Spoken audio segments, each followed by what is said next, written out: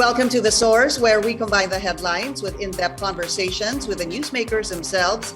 I'm Pinky Webb. Today on the program, more areas in Sorsogon towns are now covered with ash following Mount Bulusan's eruption on Sunday. PhiVolcs Director Renato Solidum joins us live. After Cebu, another province is considering lifting the mandatory face mask policy outdoors. And a senator is again calling for the abolition of the Interagency Task Force against COVID-19. Quirino Governor and League of Provinces Philippines Chairman Dakila Dax Kua tells us more live.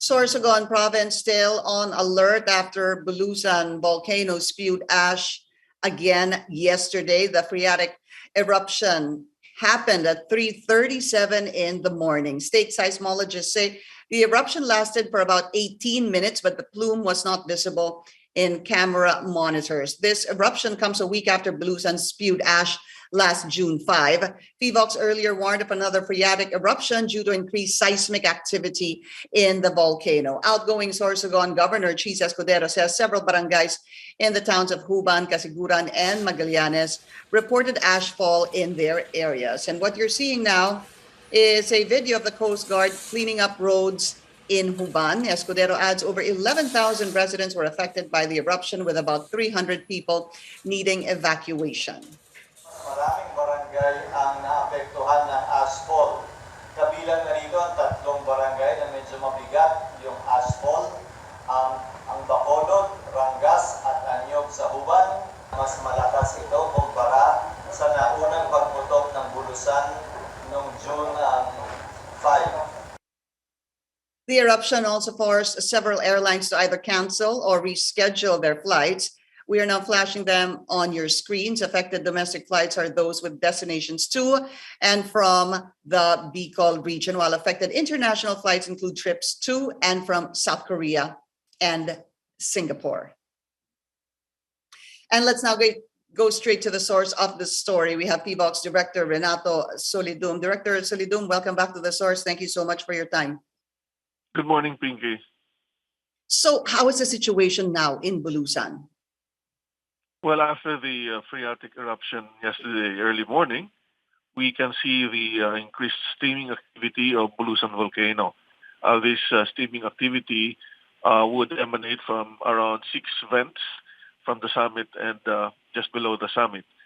And we can actually correlate what we refer as earthquakes or tremors with the increased seismicity, because we began to see tremors after the explosion, meaning that the hydrothermal activity beneath the volcano is very active, hence the continued steaming at the summit. Mm-hmm. And because it's very active, is this tantamount to possibly another phreatic explosion soon? With continuing hydrothermal activity of boiling of water beneath the volcano, the possibility of having another phreatic eruption would be there, and what would be needed for an explosion to happen would be for steam generated below would be but no, the escape may be blocked by activity. So once the pressure is enough pressure is attained, there will be an explosion. But as long as the steam would just come out normally without much blockage, then we will just see the steaming. But because of the experiences that we have in Bulusan, the phreatic eruption episode can be seen in multiple explosions, and it can be days or weeks in between. Let's try to make this a little more simple. Itong hong nangyaring phreatic explosion, madaling araw ng linggo, Director, gaano ho ito? How is this different from the first one last June 5? Well, it's the same mechanism, but in terms of yung volume na inilabas, the steam Opo. might be greater because of the 6 vents where it came out. So the record of the earthquake that we have would show that the activity yesterday was more energetic than last June 5. Mas malakas po yung nangyari nung Sunday rather than June 5. Mas malakas in terms of the amount of material or steam that would come out. Opo, yung inimit niya. But yung sinasabi niyo pong 6 na vents, just so we have a better picture of this means ito pong 6 na vents, dun po lumalabas yung steam. Yes. Actually, there are more vents in the volcano, but based on what we saw yesterday, 6 lang naman. Opo. But I hope you can help me understand this better. Because of the continued steam coming out, does this create more vents in the volcano so that there are more areas for the steam to actually come out of? If the steam below the volcano has more pressure, it tries to look for passageways for it to escape. So the higher the pressure, the most likely the more vents it can exit. And what does 6 vents of steam coming out tell you? Ibig sabihin mo ba nito malakas na yung pressure sa baba? Yeah. Kaya nga nagkaroon ng pagsabog kahapon. Okay.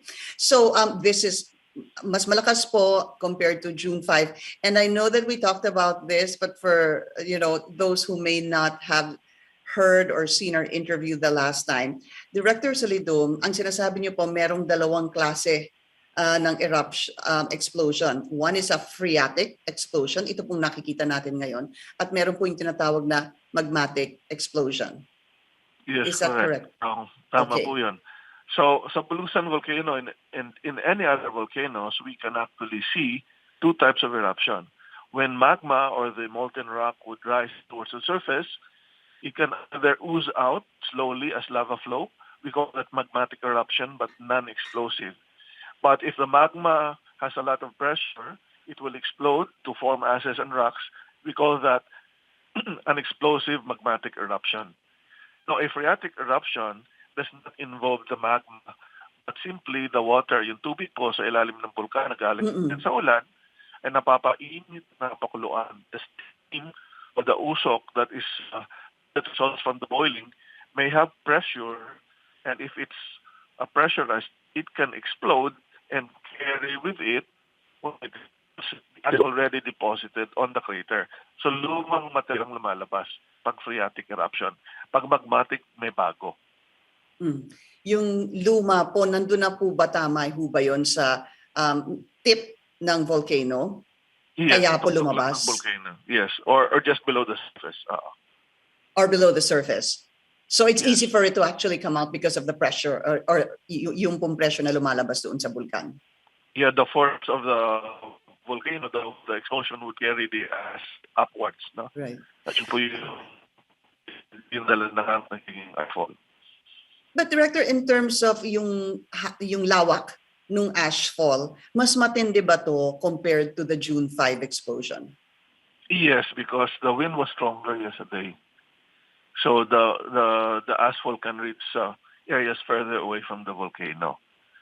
For example, even in Daraga, there were reports that fine ash was experienced, which is like 70 kilometers That away far? from the volcano, yes. What about the area of concern? Is it still the 4-kilometer danger zone? For the most immediate life-threatening zone, is the 4-kilometer radius permanent danger zone. But with the ashfall, that's a different type of danger. When you inhale the ash, then yung respiratory health baka maapektuhan. That the response there is different. That's why some families or villages are temporarily evacuated during heavy ashfall event, and then they are asked to go back after the ashfall event. Yun po yung ginagawa ng local government ng Sorsogon. On yung sabihin po natin on a normal siguro situation that nagkaroon po ng ashfall. For example there, June 5, what happened last June 5? How long does it take till it is actually safe and there's not any much risk to health to somebody's health in terms of the ashfall from Bulusan? Mga gano'ng katagal yan bago masabing okay na? Well, it depends on whether the eruption has stopped. But once the eruption has stopped, it will take several hours for the fine ash to settle down. And then one has to clean the surrounding. If the people were evacuated, they have to clean the surrounding, maybe put the ashes in sacks, clean the roads because when there is a strong wind, baka mapatpad uli ng hangin at ma-inhale ng tao. So the area has to be clean. But then it's not that life-threatening already. Kasi kung tuloy-tuloy yung mga pagbagsak ng abo, pag masyadong makapal yung abo, yung bubong babagsak ng tao. That's the reason why people get evacuated. Yeah. Pagka napakakapal po ng abo, doon sa bubong, pwede pong bumigay yung bubong ng bahay. Yes. Alert level, sir, Director, is it time to raise this? And what are the measures or what are you looking at for you to be able to raise the alert level? We're looking at magma involvement in the latest activity of the volcano. So we're still looking at the type of earthquakes that we are recording. The record does not seem to there's a magma movement. No, wala pa pong ganon. But we'll continuously look at how the pressure is going up, if it's inflating or deflating. Now, we also need to look at the ashes that were thrown out. So, tingnan din po yun kung talagang luma o bago na. So, we're looking at different parameters to tell us if there is indeed magma involvement. Then, if there is, then we will raise it to 2. Now, at raising the alert level 2, in many of our volcanoes that we monitor, hindi pa naman kami nagpapa-evacuate. But it all depends on the LGU kung ano yung kanilang risk, level of risk acceptance. So, right. Minsan yung ibang mga LGU nagpapa-quit na mas maaga. Director, nagkaroon na ho ba ng magmatic explosion ng Bulusan? That was long ago, maybe 200 years ago. So in the recent history of Bulusan's eruptions, wala pang na-experience ang mga tao. In terms of the deposits around the volcano, maraming beses. And because it was centuries ago, the last magmatic explosion, in terms of the behavior of this volcano, and I know we talked about it, that its behavior is quite unstable, would a non-free magmatic explosion for centuries be a cause of concern in the future? Ibig ko sabihin, dahil matagal na po siyang hindi nagkaroon ng magmatic explosion at ngayon lumalabas na po itong mga phreatic explosion, ito ho ba ay senyales of a magmatic explosion? Well, not really. But what is happening is that if people would just be experiencing smaller eruptions, then they would feel more secure if they experience just small events. Kaya minsan lumalapit ang mga tao sa vulkan. May mga tumitira sa loob ng permanent danger zone. Pero pag nakakita sila ng mga delikadong magmatic eruption, ang tendency lumalayo. So with time, kung puro phreatic eruption lang, the death may increase, and that will be a problem. Okay. PhiVolcs Director Renato Solidum, as always, thank you so much for your time. Thank you. And coming up after Cebu, Quirino Province, also malls lifting the mandatory wearing a face mask is in outdoor places. Quirino Governor and League of Provinces of the Philippines Chairman Dakila Kuwa joins us live after the break. Please stay tuned.